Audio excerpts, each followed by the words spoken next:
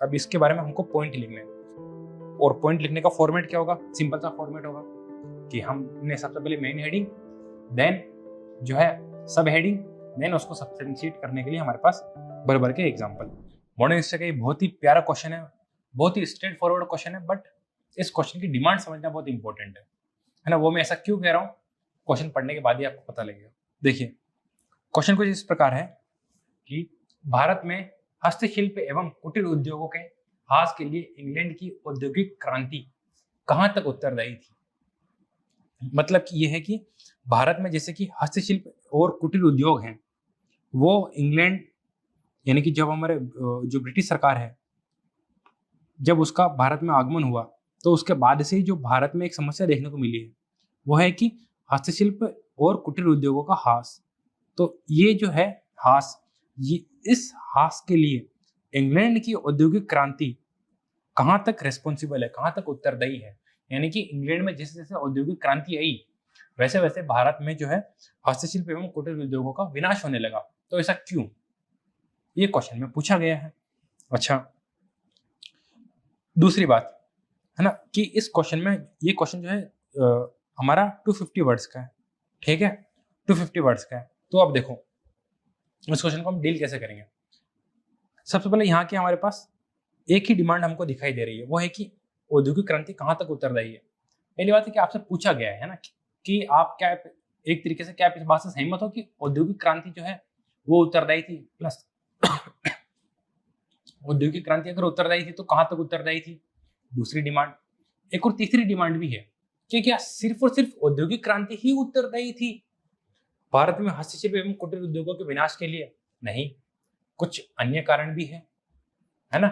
तो main demand के बारे में बात की जाए तो मोटी मोटी डिमांड तो है कि इंग्लैंड की औद्योगिक क्रांति किस हिसाब से रेस्पॉन्सिबल थी, है ना। दूसरे कारण है कि सिर्फ और सिर्फ औद्योगिक क्रांति ही रेस्पॉन्सिबल नहीं थी, कुछ अन्य कारण भी है या कुछ अन्य प्रभाव भी है, कुछ अदर फैक्टर्स भी है जो कि भारत में हस्तशिल्प और कुटीर उद्योगों के विनाश का कारण बने।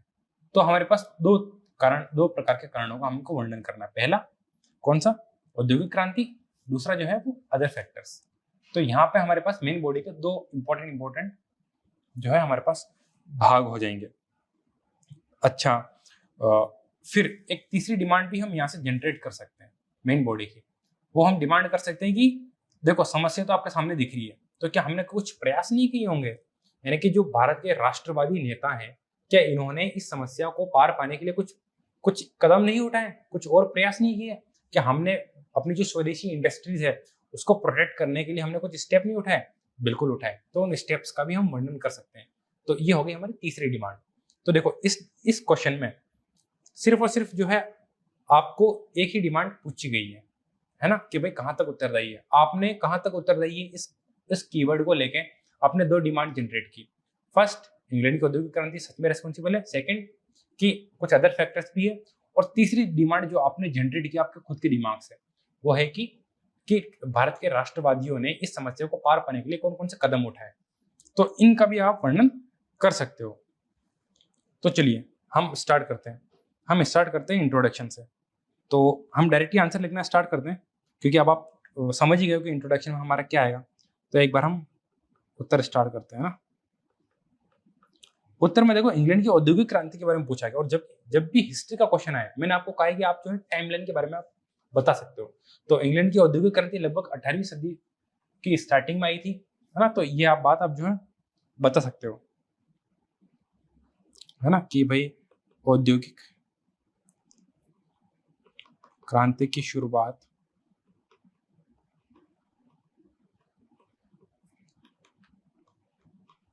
18वीं शताब्दी के आरंभ से हुई, है ना, से हुई, जिसने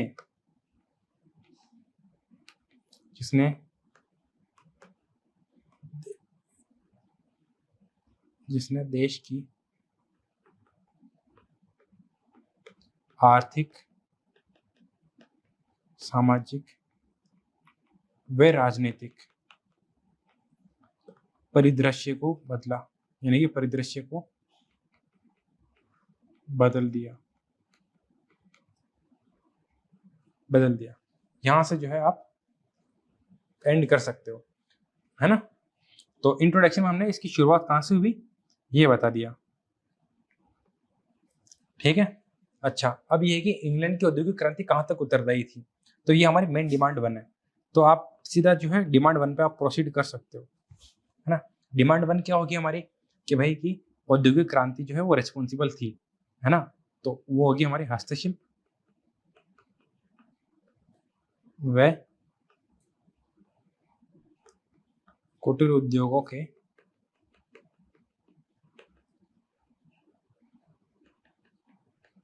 ह्रास के लिए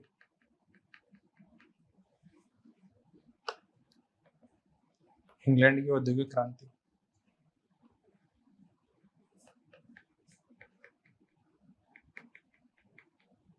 इंग्लैंड की औद्योगिक क्रांति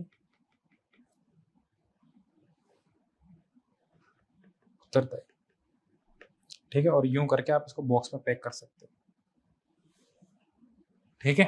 तो ये हमारी डिमांड 1 हो गई। अब इसके बारे में हमको पॉइंट लिखने हैं, और पॉइंट लिखने का फॉर्मेट क्या होगा, सिंपल सा फॉर्मेट होगा कि हमने सबसे पहले मेन हेडिंग, देन जो है सब हेडिंग, देन उसको सब्सटेंशिएट करने के लिए हमारे पास भर भर के एग्जाम्पल। तो ये हमारा जो होगा ये फॉर्मेट होगा। तो सबसे पहला जो है वो है कि क्यों क्यों हमारी जो है इंडस्ट्री जो है वो तबाह हो गई। तो इसके पीछे बहुत ही बेसिक सा रीजन है भाई, तबाह इसलिए हो गई क्योंकि औद्योगिक उत्पाद जो थे ना, उद्योग यहाँ से औद्योगिक क्रांति के परिणाम स्वरूप जो भी हमारे पास जो भी उत्पाद थे वो काफी ज्यादा सस्ते थे, है ना। तो औद्योगिक उत्पादों का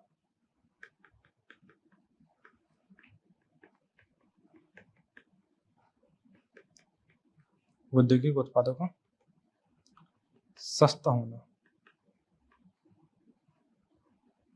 होना, ठीक है। आप इसका एग्जाम्पल भी दे सकते हो, है ना। जैसे कि एक होती है ना, एक टेक्सटाइल होता है ना जिसको हम मसलिन कहते हैं ना, ठीक है। मसलिन है ना, मसलिन का व्यापार व उद्योग का सस्ती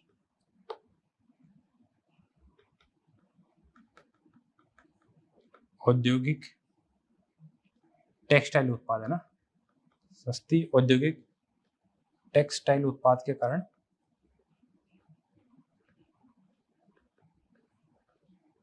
कारण हास, है ना। कि जो मसलिन था, मसलिन का व्यापार पहले काफी ज्यादा फ्लरिश था, प्लस ये एक तरीके का हम फैब्रिक कह सकते हैं ना, और इससे हैंडीक्राफ्ट्स बनाए जाते थे। तो बाद में जो ब्रिटिशर्स ने मसलिन का अल्टरनेटिव जो है वो इंडियन मार्केट में उतार दिया।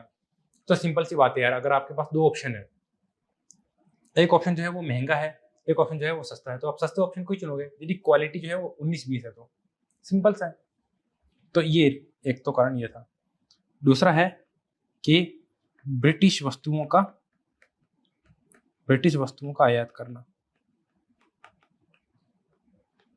वस्तुओं का आयात, या यूं कह सकते हैं कि आसान आयात, है ना। आसान आयात क्यों, क्योंकि देखो एक तो ये वो थी उदारीकृत आयात पॉलिसी, है ना, उदारीकृत आयात नीति, ठीक है। क्योंकि जो चीज जो है भारत से ब्रिटेन जा रही है तो उसके ऊपर काफी ज्यादा अतिरिक्त शुल्क लगाया जाता है ना, वे निषेध निर्यात नीति, साथ में ये भी है ना, निषेध निर्यात नीति, कि जो भी चीजें इंडिया से ब्रिटेन एक्सपोर्ट हो रही है उसके ऊपर काफी ज्यादा हेवी टैक्स लगाया जाएगा। साथ में जो चीज हम ब्रिटेन से आयात कर रहे हैं उसको लगभग जो है 0 इंपोर्ट ड्यूटी के साथ आप इंपोर्ट कर सकते हो। तो सिंपल सी बात, जब आप इंपोर्ट ड्यूटी लगाओगे ही नहीं, है ना, तो जो आप आयात कर रहे हो वो सस्ता होगा। और अगर आपने जो है एक्सपोर्ट ड्यूटी जो है वो अगर आपने बहुत ज्यादा हेवी लगा दी तो उसका जो प्राइस होगा ब्रिटेन के मार्केट में तो वो बहुत ज्यादा होगा, है ना। तो जिसके कारण उसकी मांग कम हो जाएगी। तीसरा रीजन लिख सकते हो कि पारंपरिक जो हमारा अर्थव्यवस्था थी, है ना, वो खत्म हो गई।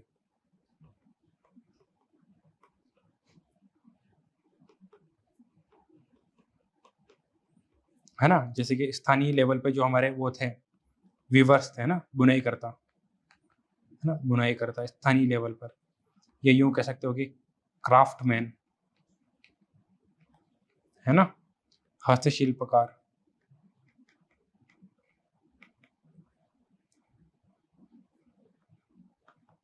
है ना, आदि की आजीविका व परंपरागत उद्योगों का नाश।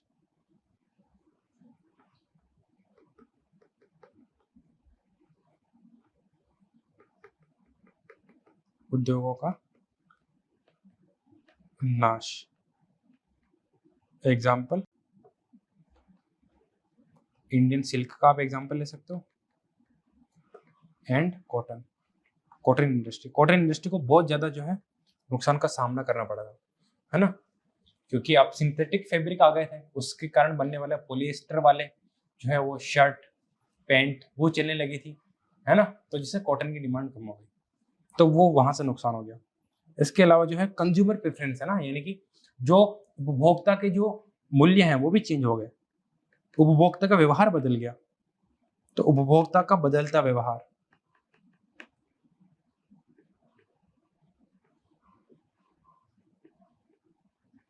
है ना, ये भी आप कर सकते हो, है ना, क्योंकि देखो ब्रिटिशर्स की जो शैक्षिक पॉलिसी थी उसका परिणाम स्वरूप भारत में एक मध्य वर्ग का उदय हुआ, जो आचार और विचार में जो है वो आचार और विचार में जो है अंग्रेज बन गया था।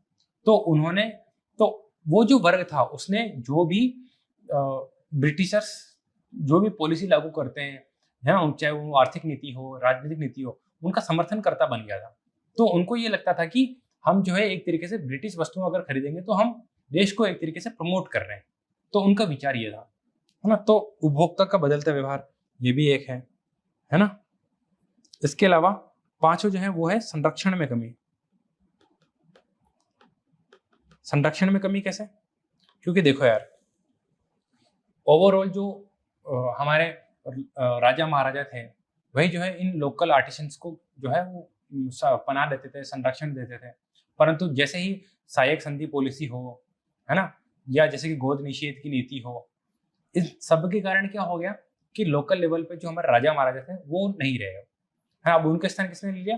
ब्रिटिशर्स ने। और ब्रिटिशर्स जो है वो संरक्षण प्रदान करते नहीं थे। तो पहले तो हमारे पास संरक्षण करता था, बाद में संरक्षण करता नहीं है। जब संरक्षण करता ही नहीं है तो भाई वो इंडस्ट्री फ्लरिश नहीं हो सकती, यूं ही, है ना। इसके अलावा कुछ आप अन्य कारणों का भी जिक्र कर सकते हो। ये तो हमारे मेन कारण हो गए, और कुछ अन्य कारण। अन्य कारण, है ना। अन्य कारण में सबसे पहला कि भाई कि कैसे कैसे कैसे कैसे जो है वो रेलवे का इंट्रोडक्शन हो गया, ठीक है, रेलवे का आगमन हो गया, तो ब्रिटिश निर्मित वस्तुओं की पहुंच पूरे भारत में होने लगी थी, ठीक है।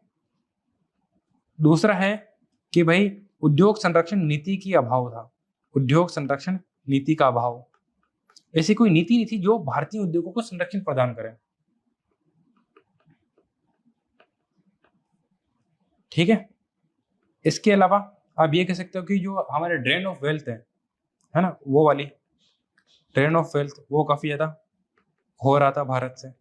साथ में भारत के लिए एक तरीके की गरीबी भी थी, है ना, पूंजी की कमी थी, पूंजी की कमी। इसके अलावा अगर आपको जो है लोन लेना है बैंक से तो वो उसकी रेट भी काफी ज्यादा हाई थी, है ना, तो उच्च ब्याज दर,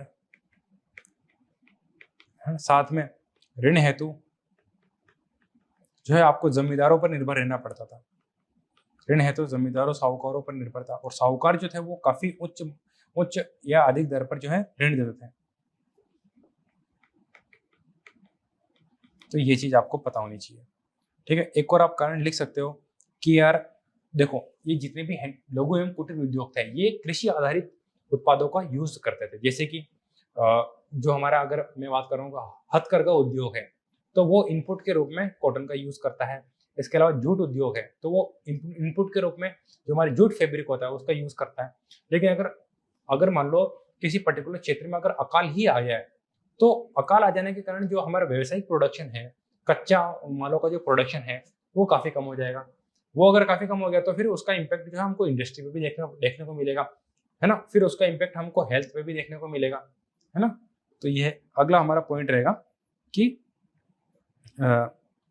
अकाल, है ना, अकालों की बारंबारता का बढ़ना। और ऐसा क्यों हो रहा है? कुछ नेचुरल कारण है, लेकिन कुछ जो है वो उच्च लगान के कारण, ठीक है। चाहे वो आपका उच्च लगान हो, है ना। एक बंगाल में अकाल आया था, वो ध्यान रखना आप, 1770s में, है ना। एक 1942 में भी आया था, 1770s में अकाल आ चुका था, है ना। तो उसके बारे में भी आपको ध्यान रखना है। इसके अलावा तकनीकी कारण भी आप लिख सकते हो, है ना, कि भाई कि तकनीकी प्रगति का अभाव था। जो भी लोकल इंडस्ट्री जो टेक्निक यूज करती थी वो इंग्लैंड में 100-150 साल पहले यूज होती थी, वो वाली टेक्निक यूज करते थे, है ना। तो जिससे के कारण क्या है, अब यार कोई अगर देश है वो 100-150 साल आगे वाली टेक्नोलॉजी यूज करता है, उसको एक तरीके का टेक्नोलॉजिकल एडवांटेज भी है, वो जो इंडिया के पास नहीं था, जिसके कारण इंडिया और पिछड़ गया। तो ये कुछ जो है वो कारण है ना। तो ये हमारी दूसरी डिमांड। तीसरी डिमांड जो कि मैंने आपको कहा था कि आप ये वाली डिमांड भी अब यूज कर सकते हो,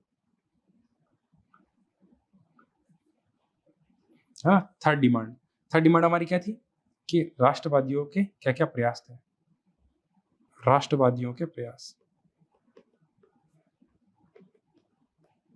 राष्ट्रवादियों ने घरेलू हस्तशिल्प एवं जो हमारे कुटीर उद्योग है इनको संरक्षण के लिए कौन कौन से जो है संरक्षण के प्रयास किए। तो सबसे पहले तो आपको ये पता होना चाहिए कि जो नेशनलिज्म था, नेशनलिज्म के स्टार्टिंग वाला जो फेज था वो हमारा पूरा आर्थिक केंद्रित था।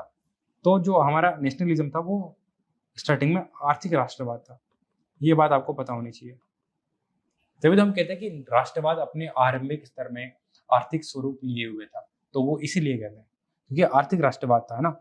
आर्थिक राष्ट्रवाद में जैसे कि दादा भाई नौरोजी ने ट्रेन ऑफ वेल्थ नामक एक थ्योरी दी थी, है ना। इसके अलावा जो है फिर बाद में हमने स्वदेशी मूवमेंट चलाया था, स्वदेशी आंदोलन, है ना। इसके अलावा हमने असहयोग आंदोलन चलाया, असहयोग आंदोलन। और असहयोग आंदोलन में भी हमने बात की थी कि भाई घरेलू एवं हस्तशिल्प जो हमारे हस्तशिल्प एवं कुटीर उद्योग है इनको संरक्षण प्रदान किए जाए, ये हमने गांधी जी ने मांग रखी थी, है ना, कुटीर उद्योगों का संरक्षण। और यही बात आगे चल के गांधी जी के प्रयासों से ही यही बात आगे चल के हमारे कॉन्स्टिट्यूशन के डीपीएसपी में भी यही बात ऐड की गई थी कि भाई सरकार जो है वो कुटीर उद्योगों को संरक्षण प्रदान करेगी,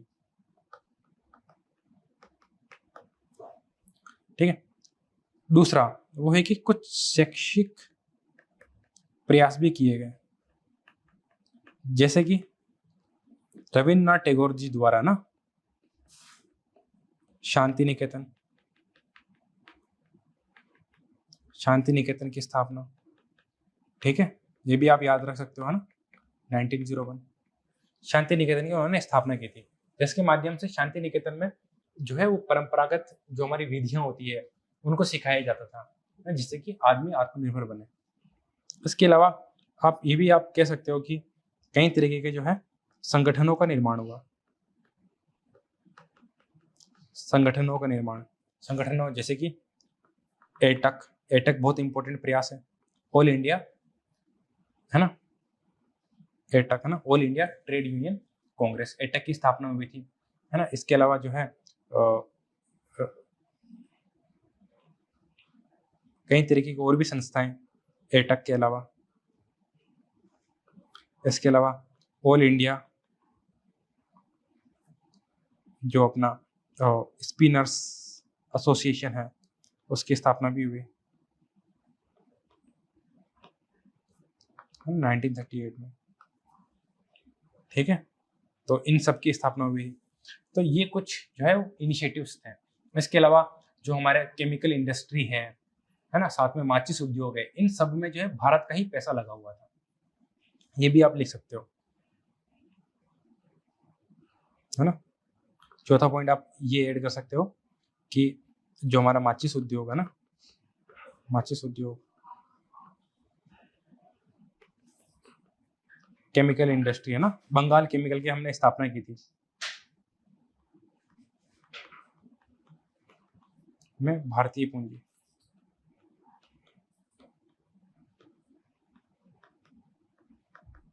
ठीक है, ये प्रयास भी आप लिख सकते हो, है ना। और ठीक है, आप निष्कर्ष में क्या लिख सकते हो? निष्कर्ष में देखो, निष्कर्ष में एक बहुत ही अच्छा स्टेटमेंट है ना, कि इंग्लैंड की औद्योगिक क्रांति के परिणाम स्वरूप भारत की हालत ये हुई कि रिसोर्सेज जो है वो गंगा नदी से चूसकर थेम्स नदी में डाले गए, है ना। तो ये आप कुछ ऐसे इनोवेटिव स्टेटमेंट आप लिख सकते हो, है ना। साथ में जो है इसी के कारण हमारा जो राष्ट्रवाद है वो राष्ट्रवाद स्टार्टिंग में इकोनॉमिक नेशनलिज्म में बदला, और वही इकोनॉमिक नेशनलिज्म है जिसने हमारे पूरे स्वतंत्रता आंदोलन है उसकी तरीके से फाउंडेशन रखी थी। तो आप ये भी चीज भी आप कंक्लूजन में लिख सकते हो। तो इस प्रकार से है ना, हमने पूरे 3 क्वेश्चन को कैसे हमको प्रेजेंट करना है इसके बारे में हमने डिस्कस किया। तो एग्जाम में भी आपको इसी तरीके से प्रेजेंटेशन को ध्यान में रखना होता है कि कैसे हम जो है किसी पर्टिकुलर चीज को कैसे प्रेजेंट करें ना। इंट्रो, बॉडी, कंक्लूजन को हम कैसे बेहतर तरीके से यूज कर सकते हैं। मेन बॉडी में हम कौन सी हमारी मेन डिमांड 1 होगी, कौन सी डिमांड 2 होगी, क्या यहाँ पर कुछ हिडन डिमांड भी है, हिडन डिमांड के अलावा क्या कोई एसोसिएट डिमांड भी है, इसके बारे में बात कर सकते हैं। इसके अलावा कंक्लूजन के लेवल पे भी जो है अभी जैसे कि हमने बताया कि इनोवेटिव स्टेटमेंट का भी आप जिक्र कर सकते हो, है ना। साथ में आप चाहो तो देखो यहाँ पे देखो कॉटेज इंडस्ट्री के बारे में बात की गई थी।